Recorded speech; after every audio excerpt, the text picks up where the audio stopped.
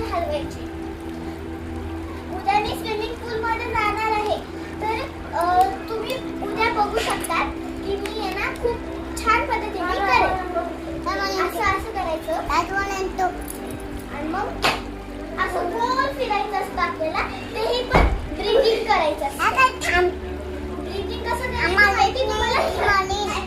Breathing आपल्याला तोंडाने श्वास घ्यायचा आहे आणि मग आपल्याला नाकाने श्वास सोडायचा आहे.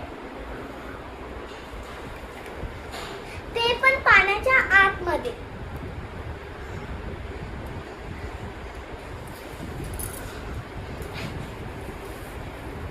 आणि जर का मी जे आता असं केलं ना ते स्टँडिंग होतं. स्टँडिंग आपल्याला पाय हलवून असं करायचंय, जोर जोरात मारायचंय, म्हणजे की आपण पाण्याच्या वरती असू. आणि तुम्हाला पोहायचं असेल तर तुम्ही सगळ्यात पहिले असं करायचं.